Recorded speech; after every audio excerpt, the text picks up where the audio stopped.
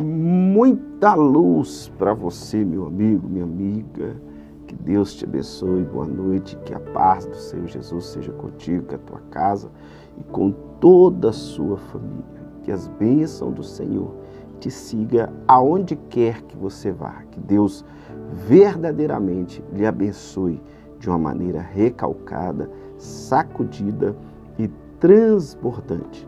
Que as bênçãos do Senhor estejam sobre você e toda a sua família em Cristo Jesus. Chegamos aqui ao 33º dia, não é isso? 33º dia da leitura da Escritura Sagrada. Que Deus possa verdadeiramente lhe abençoar de uma maneira recalcada, sacudida. Ontem 32, hoje 33º dia, isso mesmo. Que Deus lhe alimente, lhe abençoe de uma maneira recalcada e transbordante. Que o Espírito Santo de Deus possa nos capacitar, nos transformar, nos encher com a tua graça, com a tua presença. Desenvolver dentro de cada um potencial extraordinário. E que a palavra ela venha trazer crescimento, mudança e transformação na nossa vida. Que essa noite de sexta-feira seja uma noite de muita bênção, muita vitória para você, em nome de Jesus. Hoje nós vamos ver Lucas 23, do 26 ao 56, Gênesis 41, ontem nós lemos o 42, eu pulei, então nós vamos ler o 41 hoje, tá? E o Salmo de número 33, amém? Vamos lá, que o Espírito Santo traga sabedoria e entendimento ao vosso coração. A crucificação.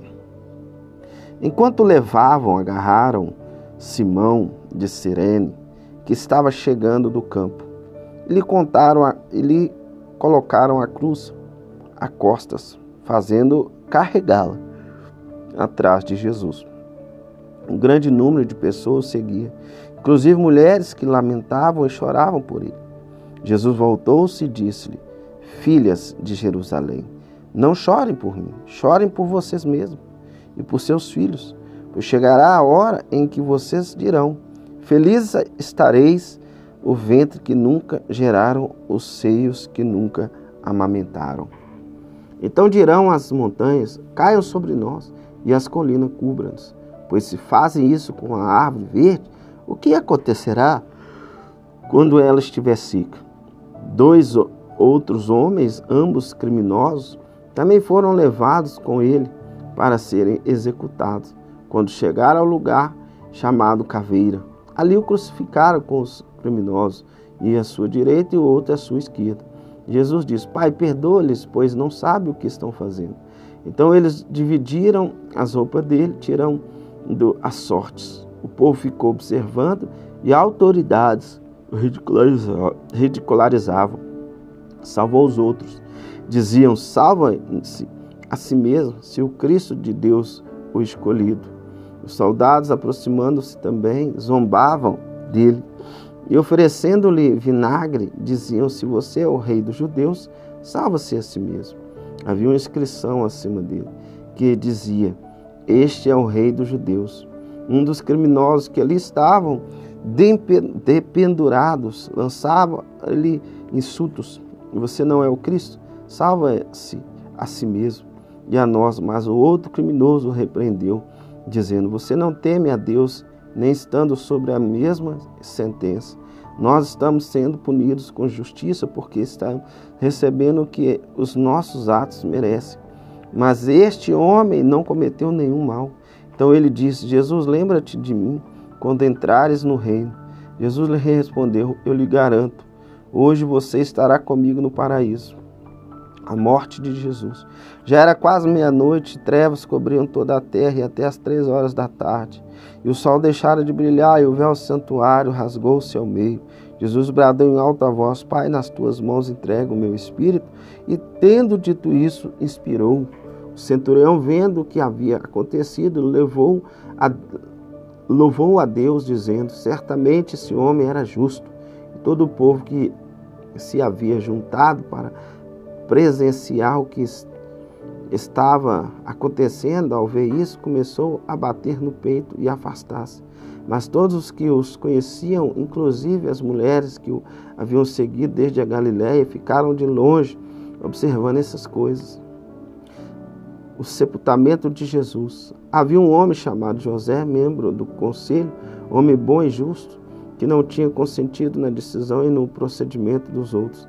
Ele era da cidade de Arimateia, na Judéia, e esperava o reino de Deus, dirigindo-se a Pilatos, pedindo o corpo de Jesus. Então desceu, voltou num lençol de linho e o colocou num sepulcro, cavado na rocha, no qual ninguém ainda fora colocado.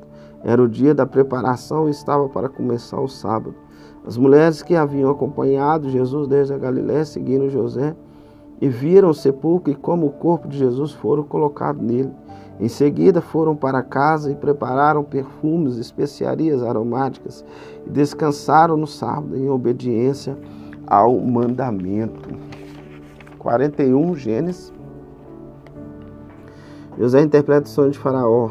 Ao final de 2 anos, Faraó teve um sonho e ele estava em pé junto ao rio Nilo. Quando saíram do rio 7 vacas belas e gordas que começaram a pastar entre os juncos. Depois saíram do rio mais 7 vacas feias, magras, que foram para junto às outras à beira do Nilo. Então as vacas feias e magras comeram as 7 vacas belas e gordas. Nisso Faraó acordou e tornou a adormecer e teve outro sonho. 7 espigas de trigo graúdas e boas cresciam no mesmo pé. Depois brotaram outros 7 espigas mirradas e ressequidas pelo vento leste. As espigas mirradas engoliram as 7 espigas graúdas e cheias. Então Faraó acordou e era um sonho. Pela manhã, perturbado, mandou chamar todos os magos e sábios do Egito e lhes contou os sonhos, mas ninguém foi capaz de interpretá-los. Então o chefe dos copeiros disse a Faraó: hoje me lembro das minhas faltas. Certa vez Faraó ficou irado com os seus 2 servos e mandou prender-me junto com o chefe dos padeiros na casa do capitão da guarda. Certa noite cada um de nós teve um sonho, e cada sonho tinha uma interpretação. Pois bem, havia lá conosco um jovem hebreu, servo do capitão da guarda. Contamos a ele os nossos sonhos, e ele o interpretou, dando a cada um de nós interpretação do seu próprio sonho. E tudo aconteceu conforme ele nos dissera, e eu fui restaurado em a minha posição, e outro foi enforcado. Faraó mandou chamar José, que foi trazido depressa do calabouço. Depois de se barbear e trocou de roupa, apressou-se a Faraó. Faraó disse a José: tive um sonho que ninguém consegue interpretar, mas ouvi falar que você, ao ouvir o sonho, é capaz de interpretá-lo. Respondeu-lhe José: isso não depende de mim, mas Deus dará a Faraó uma resposta favorável. Então Faraó contou o sonho a José: sonhei que estava em pé à beira do Nilo, quando saíram do rio 7 vacas belas e gordas que começaram a pastar entre os juncos. Depois saíram outras 7 raquíticas, muito feias e magras. Nunca vi vacas tão feias em toda a terra do Egito. As vacas magras e feias começaram as 7 vacas gordas que tinham aparecido primeiro, mesmo depois de havê-las comido. Não parecia que o tivesse feito, pois continuava tão magras como antes. Então acordei. Depois tive outro sonho. Vi 7 espigas de cereal cheias de boas que cresciam no mesmo pé. Depois delas brotaram outras 7 machas mirradas, ressequidas pelo vento leste, e as espigas magras engoliram as 7 espigas boas. Contei isso aos magos, mas ninguém foi capaz de explicá-lo. Ó Faraó teve um único sonho, disse-lhe José: Deus revelou a Faraó o que ele está para fazer. As 7 vacas boas são 7 anos, e os 7 espigas boas são também 7 anos. Trata-se de um único sonho. As 7 vacas magras feias que surgiram depois das outras, e as 7 espigas mirradas queimadas pelo vento leste. São 7 anos, serão 7 anos de fome. Exatamente como eu disse a Faraó. Deus mostrou a Faraó aquilo que ele vai fazer. 7 anos de muita fartura, então, para vir sobre toda a terra do Egito. mas depois virão 7 anos de fome. Então todo o tempo de fartura será esquecido, pois a fome arruinará a terra. A fome que virá depois será tão rigorosa que o tempo de fartura não será mais lembrado na terra. O sonho veio a Faraó 2 vezes, porque a questão já foi decidida por Deus, que se apresse em realizá-lo. Procure agora, Faraó, um homem criterioso, sábio, coloque-o no comando da terra do Egito. Ó Faraó também deve estabelecer supervisores para recolher 1/5 da colheita do Egito durante os 7 anos de fartura. Eles deverão recolher o que puderem dos anos bons que viram a fazer estoques de trigo que, sob o controle de Faraó, serão armazenados nas cidades. Esse estoque servirá de reserva para os 7 anos de fome que virão sobre o Egito, para que a terra não seja arrasada pela fome. José é governador do Egito. O plano pareceu bom a Faraó e todos os seus conselheiros. Por isso Faraó lhes perguntou: será que vamos achar alguém como este homem que está espírito de Deus? Disse, pois, Faraó a José: uma vez que Deus lhe revelou todas essas coisas, não há ninguém tão criterioso e sábio como você. Você terá o comando do meu palácio e todo o meu povo se sujeitará às suas ordens. Somente em relação ao trono serei maior que você. E o Faraó prosseguiu: entrego a você agora o comando de toda a terra do Egito. Em seguida, Faraó tirou do dedo seu anel, selo, e colocou no dedo de José. Mandou-o vestir linho fino e colocou uma corrente de ouro em seu pescoço. Também fez subir em sua segunda carruagem real, e à frente os arautos iam gritando: abram caminho. Assim José foi colocado no comando de toda a terra do Egito.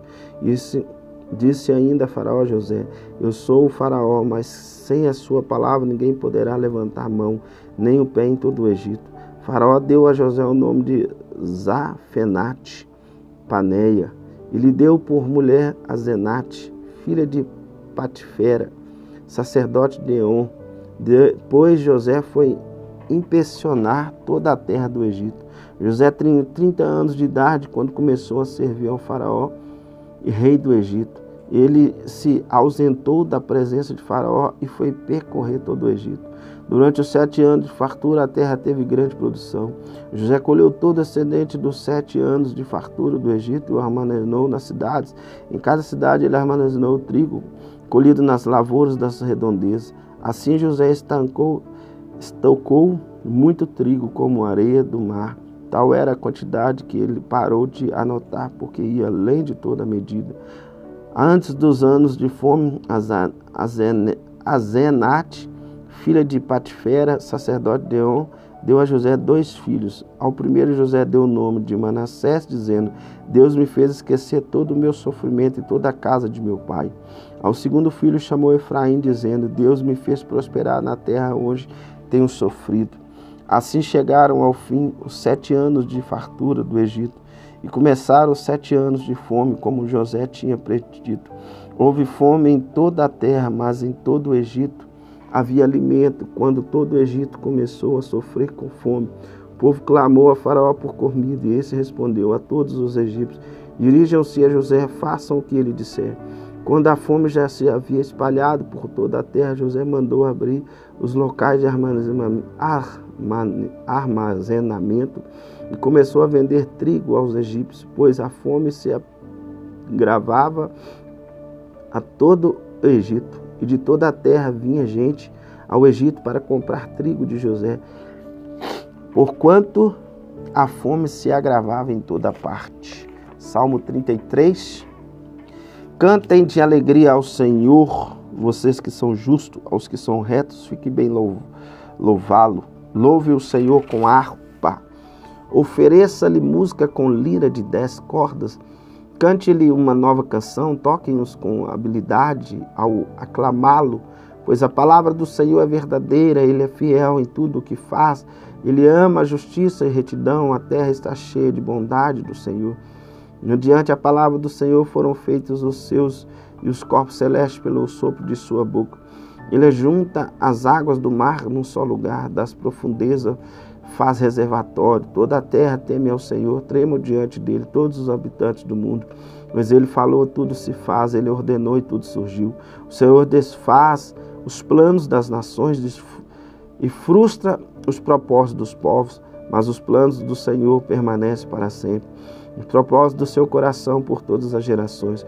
Como é feliz a nação que tem o Senhor como Deus e o povo que ele escolheu para lhe pertencer. Dos céus olha o Senhor e vê toda a humanidade. Do seu trono ele observa todos os habitantes da terra. Ele que forma o coração de todos, que conhece tudo o que faz. Nenhum rei se salva pelo tamanho do seu exército. Nenhum guerreiro se escapa por sua grande força. O cavalo levanta a esperança de vitória. Apesar da sua grande força, é incapaz de salvar. Mas o Senhor protege aqueles que o temem e aqueles que firmam a esperança no seu amor, para livrá-los da morte e garantir-lhes vida, mesmo tempos de fome. Nossa esperança está no Senhor. Ele é o nosso auxílio e nossa proteção. Nele se alegra o nosso coração, pois confiamos no seu santo nome. Esteja sobre nós teu amor, Senhor, como está em ti a nossa esperança. Que Deus nos abençoe. Que Deus te capacita e lhe transforma na autoridade, no poder do nome de Jesus. E você seja cheio da presença do Senhor. Mais um dia. Fica firme, fica crente, porque a vitória é nossa, em nome de Jesus.